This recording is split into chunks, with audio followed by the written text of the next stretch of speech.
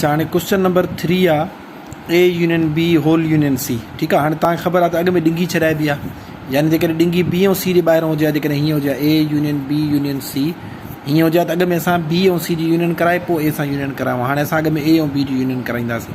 सो ए ऐं बी जी यूनियन कराइण त छा थींदो, सिर्फ़ु ए ऐं बी खे मिलाए करे तरतीब में लिखिणो आहे। ठीकु आहे। मां थोरो शॉर्टकट हणां थो, तव्हां ईअं न लिखंदो, तव्हां पहिरियों ए जो सेट लिखंदो, यूनियन लिखी करे पोइ बी जो सेट लिखंदो। ठीकु आहे। मां शॉर्टकट हणां थो, डायरेक्ट हिन जो जवाबु कढां थो। ए यूनियन बी जेकॾहिं मां मिलाए करे लिखंदुमि, छो जो मुंहिंजे साम्हूं हे इन जा जेके आंसर पिया आहिनि। ठीकु आहे। हे ॾिसी सघो था पिया ए ऐं बी पियो आहे। सो 2 3 4 5 7 9 10।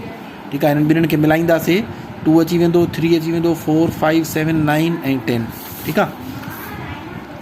2 3 4 5 7 9 ऐं 10 अची वेंदो।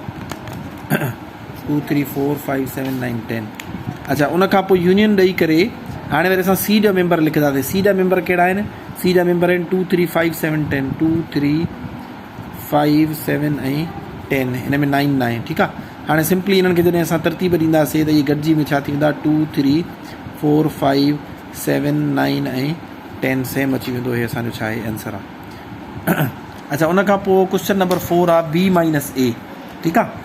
हाणे असांखे हिते सम्झणो पवंदो त ए माइनस बी ऐं बी माइनस ए में छा हूंदो आहे, फ़र्क़ु हूंदो आहे। हिन मतिलबु अॻु में असां बी जा मेंबर लिखंदासीं, माइनस ॾेई कहिड़ा मेंबर लिखंदासीं, ए जा।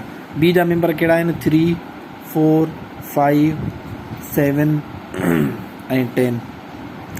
अहिड़े तरीक़े सां ए जा मेंबर लिखंदासीं, उहा 2 4 5 9। 2 4 5 ऐं 9।